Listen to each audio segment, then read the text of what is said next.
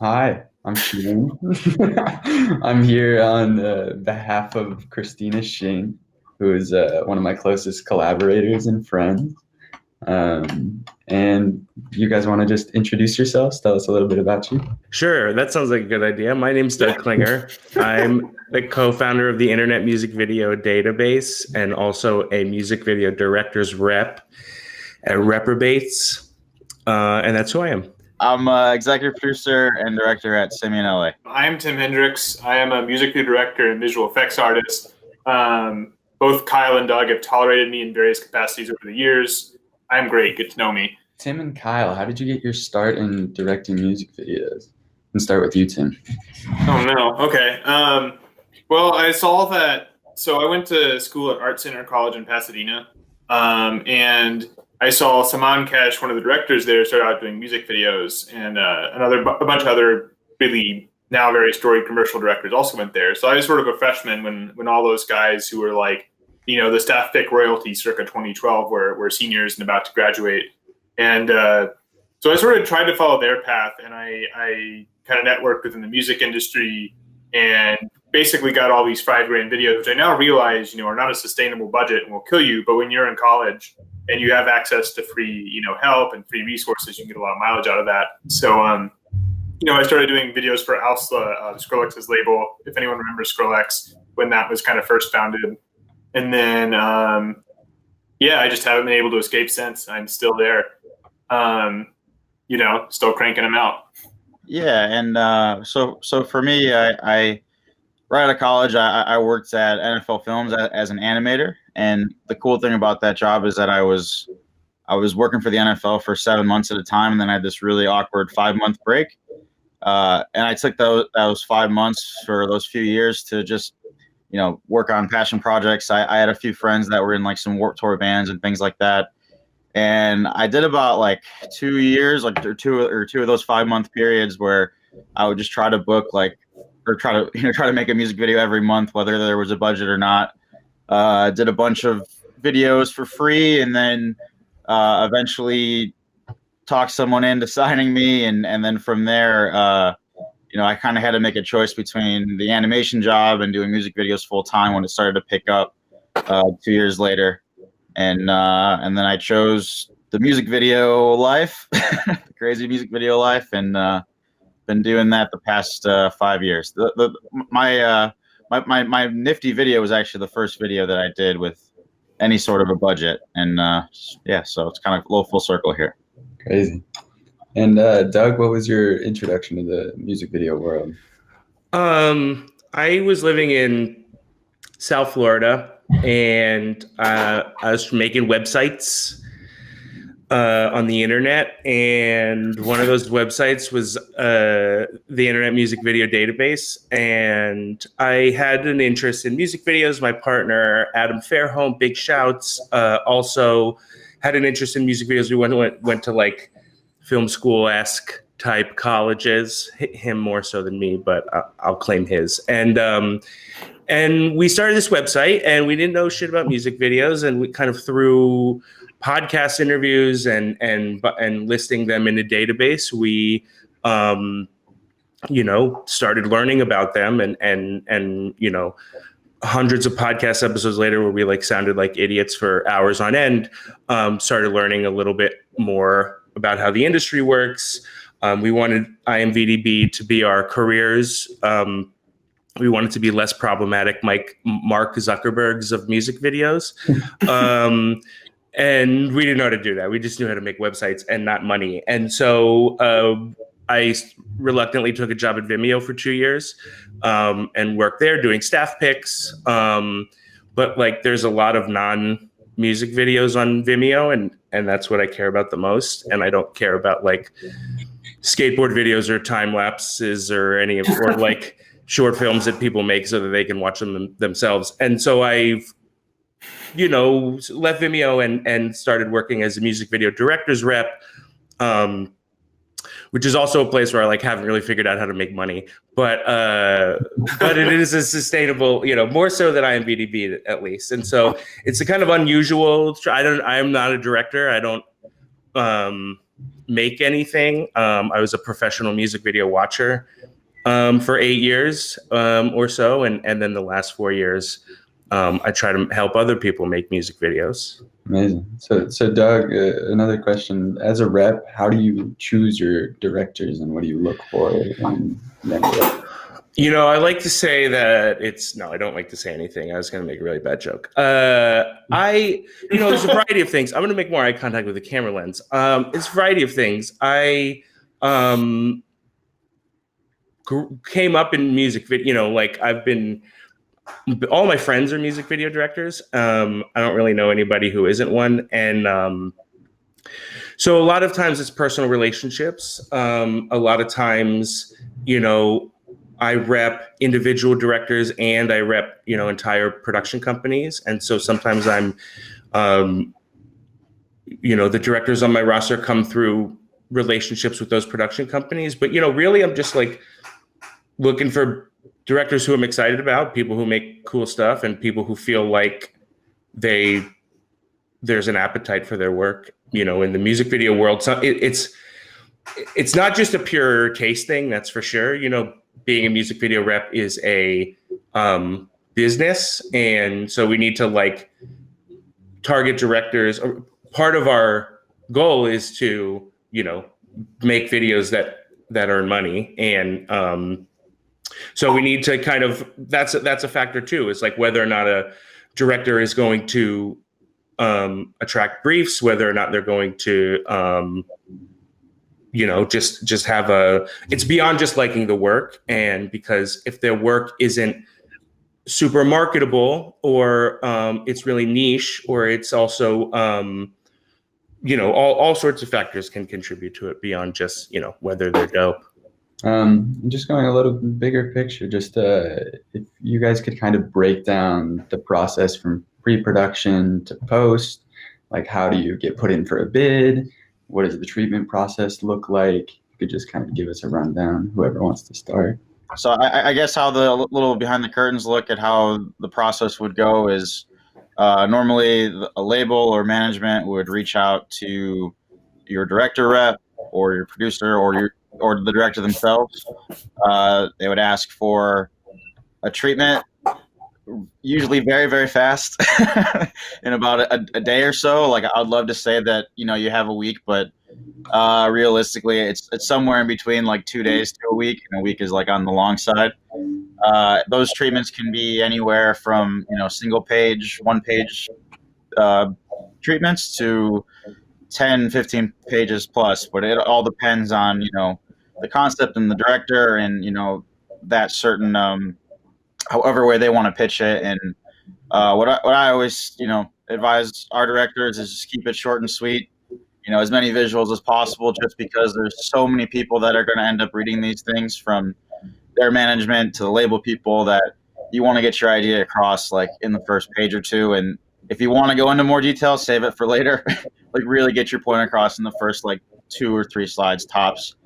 And something that I like to do as a director is that cover page to me is everything. That should almost be what your thumbnail, what your video is going to be, and really try to hit certain moments in your treatment. At least I do. If I have a certain reference, that way, that treatment, because there's not a lot of time for pre-production, that treatment almost serves as your Bible for your entire production, and that everybody's on the same page. And the closer you can stick to that treatment, the better.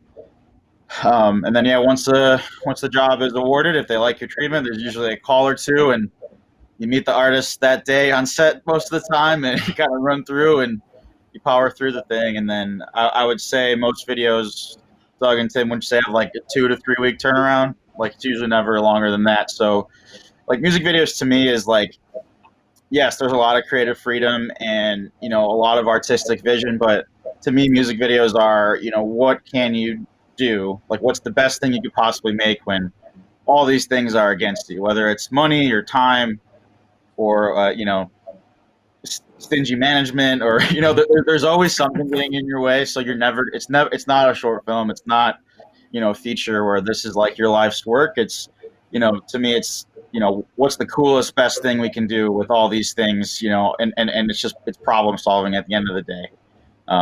to make everybody happy and then still come out with a product that you're proud of. Yeah, I guess I would just echo what Kyle says. Images are important because no one ever became a musician or an artist manager or a label employee because they can read. It's important to wow people. And I think the majority of the people I know making music videos are hoping to use them as a springboard to something else. And I think, there are important skills you pick up, like dealing with, candidly idiots. But, that's part of the business, no matter what facet of it you're in. The previous panel, they're talking about financiers who need to be shown pretty things. It's the same thing. People aren't necessarily smart as a whole, and you need to be prepared to deal with that and find a way to make that work for you. I would just, one thing I want to add about treatments, I think we got on the topic of treatments. You don't have to put all the things that are going to be in the music video into the treatment. And, at the early stages, it's really hard to estimate what things are going to cost until you really dig into it. And I think directors have a lot of directors have a tendency to do like a kitchen sink thing with their treatment, where they're kind of trying to throw it all in to the idea, hoping that one of those ideas is what's going to kind of attract the client to them. And I think kind of like what Kyle was saying is really kind of focus what your idea is, like explain that right away. Like your treatment should focus on what the hook of your idea is. And you don't need to get into the granular details of your treatment. It's better to do that later after you've, talked to the artist or the management or somebody else who's going to have ideas to kind of add to yours. And so, just focus on the hook of the treatment, because the idea is going to develop throughout the process. The idea kind of continues to develop until it's delivered. Each stage of the music video process is an opportunity to kind of further develop it, where, kind of like the last panel is talking about feature films that are, being developed so long in advance. A lot of times, like sometimes you don't know what your music video is until you're like in the edit, because you needed to because you got it awarded like 3 days before you shot it, and you wrote that treatment 2 days before that, and the entire time until you got that budget awarded, you didn't think you were actually going to get it, because like odds are that somebody else is gonna. And so, it's music videos are much about the process and having the idea develop at the right pace as much as they are about the idea themselves. To me, like going back off what Doug says, as far as like my personal treatments and what I try to encourage others to do is, I think any idea can be broken down into like 3 small paragraphs, and it's like the hook of the idea, like Doug was saying, and then it's almost like a paragraph about the linear structure of what the video will be. And then that third paragraph is like your closing statement that includes like any sort of like, special technology or, any sort of reference that really drives it home, because they're really only going to skim those 3 things. Like, so if you put, every single thing into that treatment, they're going to almost get turned off by it. And that's where I think images are really important. And that like first paragraph, like that elevator pitch, like is kind of everything. And it's like, what I've done in the process is like, if I'm writing a treatment that is like similar to a movie, I'll look up that movie's like log line. I'm like, how did these marketing people, sell this movie in 2 sentences? Because you have to do the same thing in a music video. And reality is like a feature is a lot harder to describe what it is in 2 sentences than a music video should be. So to me, this whole thing, and as far as filmmaking goes, music videos are an exhibition, from every stage of the process to those bigger projects for television and movies down the line. So if you can get good at getting your idea across in 3 paragraphs for a 3-minute music video, you'll be able to do that better for a 30-minute TV show and an hour and a half feature or whatever your dreams are. So it's really important, the treatment process, and something to not take lightly. And I don't know about Tim, I don't know about you, but like I wrote for years without ever booking a job, and like figuring those things out on myself with like, oh, they don't want to know every single detailed thing that I have in my head for this video. And, it took me like 2 years of like writing treatments, over and over and over again for all these artists where I didn't book anything. And it's kind of like to me, it's kind of like a batter's average, like a batting average, like you got like 300, like you're good, like 30%, like that's pretty good. That's pretty good average, So don't get discouraged if they don't hit, especially in the beginning. But once you get that momentum, it is still writing a lot, like this job, even on projects that you won't get, or sometimes like I've realized too, when you're writing for commissioners or for labels, it's just to show them that you're capable these ideas, and a lot of times my jobs come from, you know, a previous treatment that I didn't get, but they really liked that idea, and maybe it was like second or third in a pile of ideas, and then that goes over to another artist, and oh, that might be good there. So the biggest thing is write a lot, be concise, and don't get discouraged if you don't win right away. I just to kind of keep this going a little bit, because this is just, we're killing it right now. We're doing a great panel. You know, the music video director, like if you Google director and in Google image search, like you're gonna get pictures of like somebody with a megaphone or like with a beret or something. You know, you're gonna get somebody on set.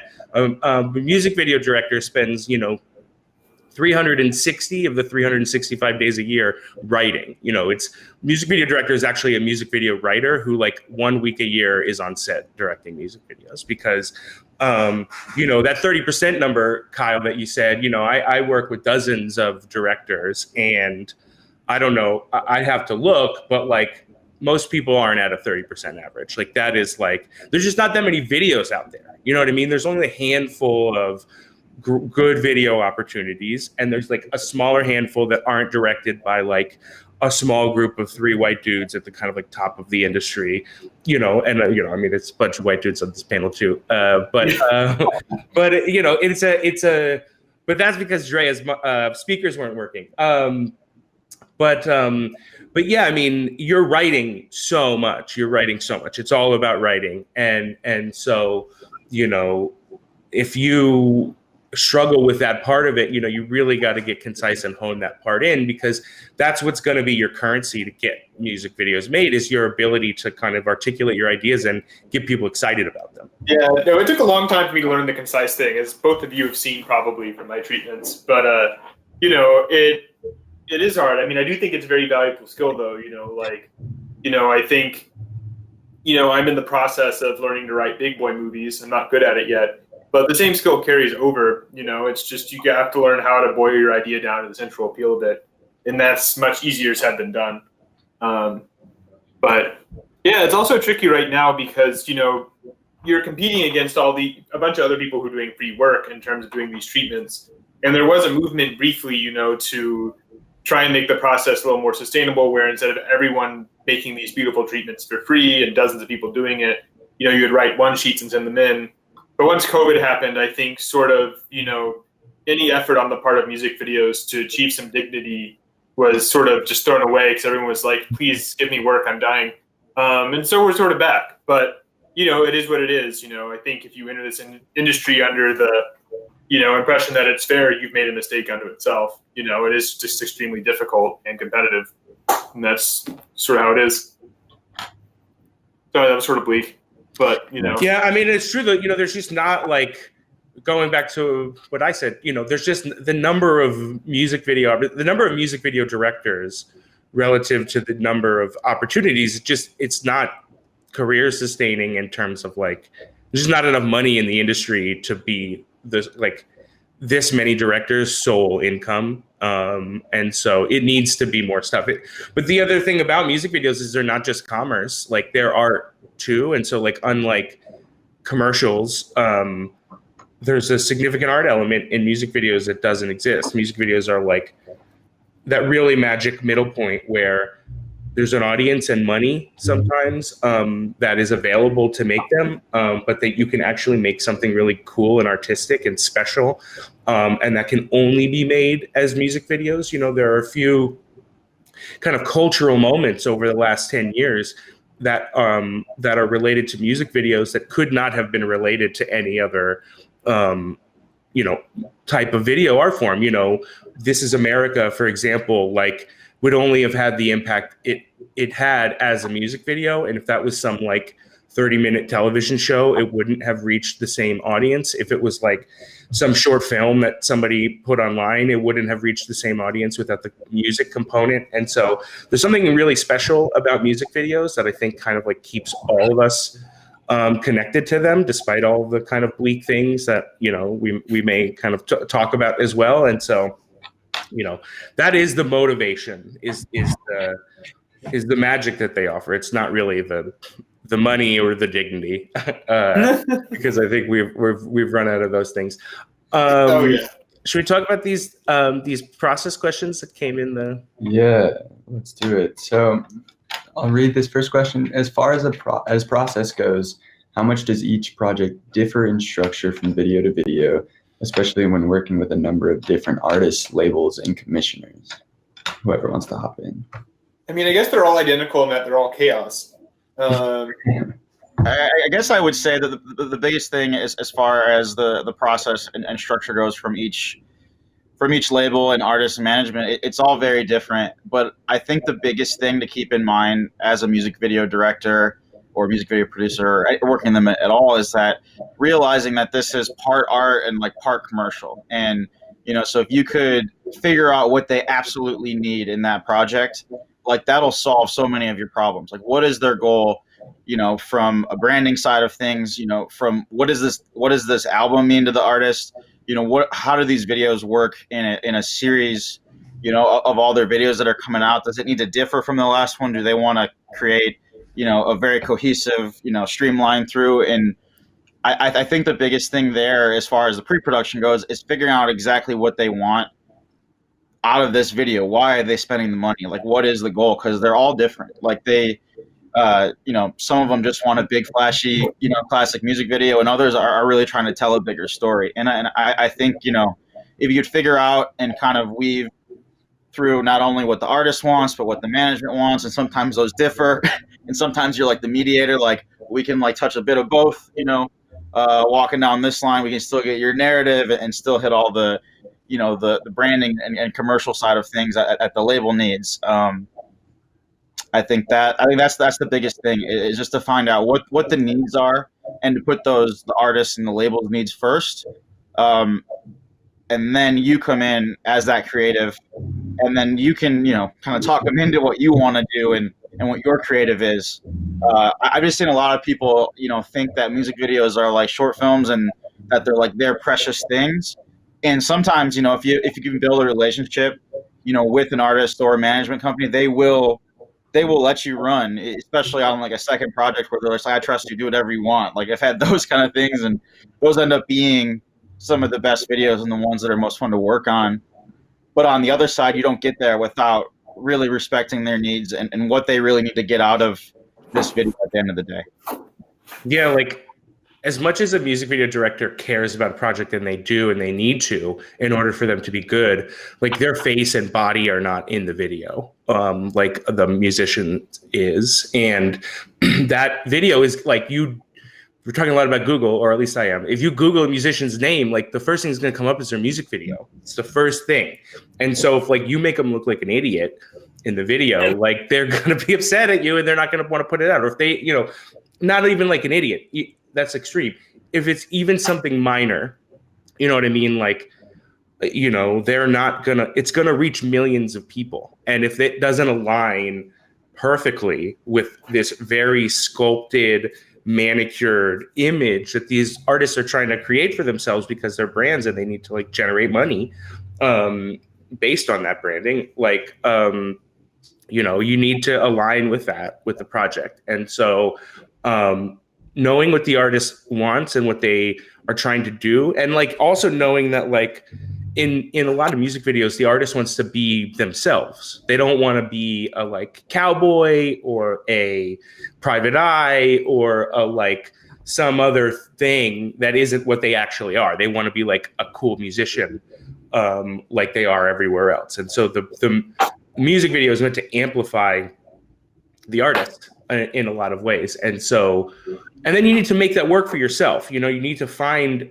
what is within that you're going to get value from. And maybe it's a technique, or it's just an opportunity to elevate yourself in association with these other artists. But it's like, you're not going to convince artists based on your like great music video idea to like do something different than what their branding dictates. And so, and then when it comes to like the different, you know, kind of just to take it back to the question a little bit, like, there are so much, I mean, there is a ton of variation within a label. And so like within a label, there are people who have bosses and people have people who work underneath them, and all of those people potentially commission videos. And so you can get a brief from a commissioner at a label who's like higher up on the food chain at that label, and that commissioner potentially has a lot more say in whether or not the video gets selected. They have a lot more knowledge or relationships with the artists they work with. On the other hand, you get a brief from a commissioner who's brand new, and they're essentially just managing the project, and they don't have any creative say. They don't have any relationships with the people, with the artists or with the management team, and they're basically there to just collect the treatments and let somebody else make the decision. You know, music videos are all selected by a kind of chorus of people. There's, you know, a ton of people who make the decisions. There's a ton of stakeholders in the process, and you got to get them all on your side. You know what I mean? Like, there could be an idea that like the musician loves, and it's the video that they want to make the most, and that's not the video that gets made, because there are all sorts of people with sometimes even more authority than the musician themselves on occasion. You know, and then that differentiates from different labels. You know, like a label like Interscope, they describe themselves as being very artist friendly, very artist focused, and they kind of let the artists kind of really run the show in a lot of ways. I hope I'm not like misremembering the conversation I had with Interscope about this, but like they you know, it really varies between the labels. Some labels are a lot more controlling of the process. Some are letting the artist control. And then, you know, there are some like labels that just offer kind of label services, and they're kind of just, again, playing the role. And then similarly, like, there's just a level of, there's a siren outside of my window. I don't know if you hear it. It's making my answer more exciting. But you know, there's also just different tastes across all these people too, and it's important. I think it's a rep's role to know these nuances and these variations, and to deliver that context to the director when they're sharing a brief. And I think that, you know, as important of a factor of a rep's job it is to supply new briefs. It's only, you know, one small portion of it. And this knowledge and knowing these nuances between the labels, and knowing how to best approach even existing clients or those previous clients that Kyle talks about, you know, I think that's largely what a rep is kind of bringing to the table as well. So I talked a lot.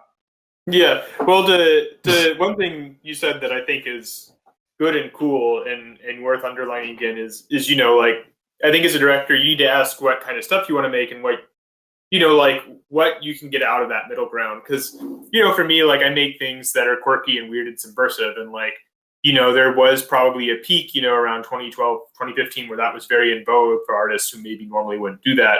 But, you know, it's not as in demand now. And so, like, you know, there are a couple ways I could have gone about it. Sort of what I chose to do, I think, is just resign myself to the fact that, okay, you know, maybe I'll only make 2 or 3 music videos in a good year, and that's okay, because they're all true to me and they all feel like my children. And that's personally, you know, how I feel most fulfilled. But some people might feel more fulfilled by compromising a bit and not being quite as personal with every project and making more projects. And, you know, and that'll probably shift throughout your career. I think definitely the older I get, the more I realize I need to expand outside of music videos.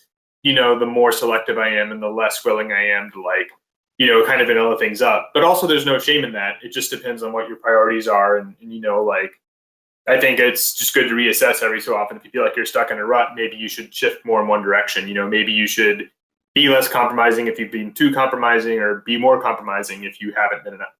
I phrased that poorly, but I think, you know, words are hard, guys. But I think you made a good point, Tim, also about how, like, in 2012, which I think is like around the time that Kyle, Tim, and I all kind of started paying attention to music videos in the way that we are now, and kind of working in that space.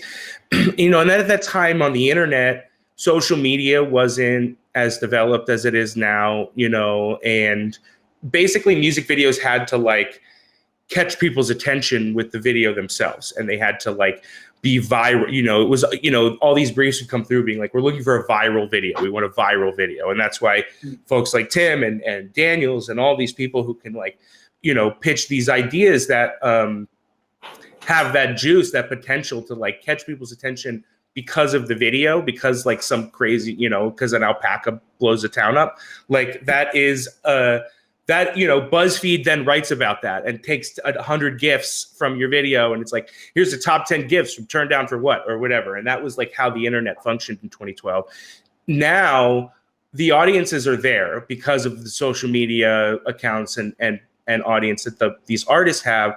And so you're not like competing to get people's attention with a super creative idea. You're just essentially trying to like, the currency in music videos now is a lot more like, what idea can be boiled into like 10 Instagram stills and get these artist audience excited and maybe off of Instagram to go look at the video, link in bio, and click off, instead of like people being bored at work, like looking for something to fill the time and like and having like BuzzFeed tell them about this crazy dick dancing video. Like you want to instead, like it's just about amplifying the artist's image in like as beautiful pictures as you can. And a lot of the currency has moved, not entirely. There are still artists out there who are trying to push the boundaries creatively, and they're creative video artists, but like that's not every artist now. And now it's like a big, it is far more about mood and visual aesthetic. And so, paying attention to where the currency is lying in music videos is an important way to kind of get yourself noticed. Also want to chime in to what Doug was saying is that if you think about how music is consumed nowadays, it's always accompanied by a visual now. Even on Spotify, there's like a 7-second loop that's playing in the background. On YouTube, there's the visualizer video, there's a lyric video, there's a music video. Like there's always a visual accompanying music, and I think it makes music a little less throwaway. And when you could add a powerful visual to it, it hangs around a bit longer, because all these songs are being added to a Spotify playlist and then they're gone. Like we're just consuming music at such a faster rate than ever before that if you don't have a powerful visual that goes with that song, like people aren't going to listen to your song in a way. So to me, like, on the positive side of things, I think, music videos and visuals for music just in general is at like an all-time high, like it does have a need. And it's just always changing. Like, talking about, what Tim and Doug were saying in 2012, like, it's always evolving. And I think as a director, you need to like pay attention to how that is evolving and what they're using these visuals for, and what is their end game. Yeah, one thing I'll add to all that, I think, is like Kyle and Doug said, kind of what the currency is in music videos is constantly evolving. And like on one hand, if you just want to do music videos and visuals and purely commercial things, then like you track that. But I think a lot of music video directors are trying to get into narrative film, and I think one of the things, if I could change anything about, sort of how I'd spent my early 20s, it would have been, okay, whenever I don't have a music video book, write and develop original material. Because sort of, like Doug said, there's this period in 2012 where like kind of what was valued in the music video industry aligned with my taste. And I'm sure like at some point, through some weird series of cosmic coincidences, there'll be another phase like that where, I'm in demand. But you have no control over that. It's a lottery. And that, you can either be cynical about that, or you can like try to juggle, the things that are based on chance and based on luck, and also, balance that with creating your own luck. Because, music videos, they, the way to not be cynical about them is to see them as what they are, which is are unprofitable practice runs. I see this question here. How did you move away from doing videos for free? Well, you don't, no matter how big the client is, they're all profitable, and, you acknowledge that and you find a way to make it work for you. It's unfair and strange, but so is the world we live in, as evidenced, by the political situation, I mean, not to be too negative, there are people that are making a living by doing music videos. I think you just all have to be realistic with, that it's limited and it's very competitive. And I think the biggest thing to kind of combine these two questions, like, talk about production value and getting signed to an agency or production company, is I feel like the directors that have the most value have like what I call like some sort of like secret superpower, right? and that's what makes you different, So like for Tim, it's his quirkiness and his knowledge of VFX. Like those are the things that's how you sell Tim, to a production or to a label or a commissioner. And another person might be more like a fashion photographer. Like, so the music video director, role is a very strange one where it's like it can be any kind of different skill set that is combined with music video. And I've seen it from choreographer, directors. I was a post person myself. So I think the biggest thing is to really sell like what that special thing that makes you different, and that will book you that job. And people have made a living off of it, just to be honest, like I haven't stopped doing music videos since 2015. I don't do anything else. It's just music videos, which has been crazy at times, but there is a way to do it, so I don't want this to be completely cynical and negative, because the industry is crazy. Just know what you're getting yourself into, and there's a way to weave around it. There's just not a lot. There's just not a lot of space.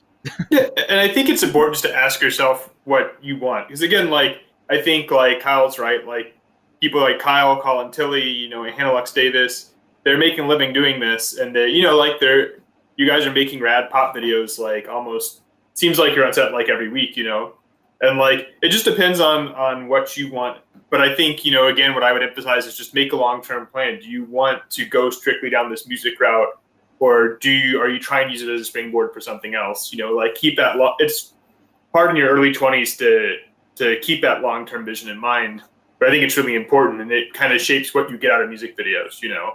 I was just gonna say too is the way I look at it too is not like music videos are the end all be all. You look at directors like like Mark Webb, who went from My Chemical Romance videos to 500 Days of Summer and Amazing Spider-Man and all that, right?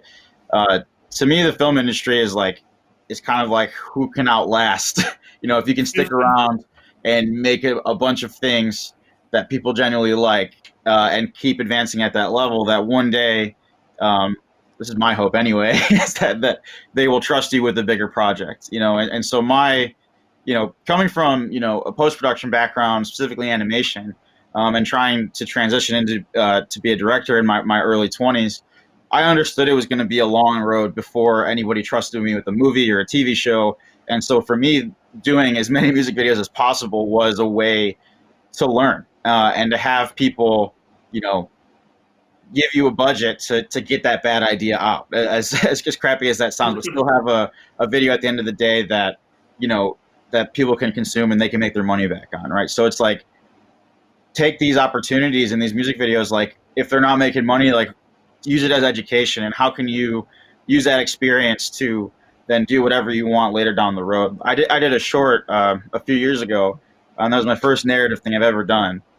And I would be lying to you that if the chaos of music videos didn't prepare me for the chaos of what was my first short. Like I remember on that first day, like, the police didn't show up for the, for the car shots we needed to get, and everything got flipped on its head.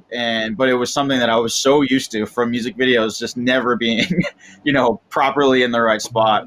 And I think it really prepared me to be able to even, stumble through that short film. So I think just one thing to kind of touch on that Tim mentioned about how like when budgets increase, is there a way to kind of still make money off those projects? And I think that the answer is maybe, but the thing that's important to kind of recognize is the rate of expectations grows higher than the rate of budgets. And so like, although a 15K video, 30K video is twice as much as a 15K video, the expectations have gone up by 3 times.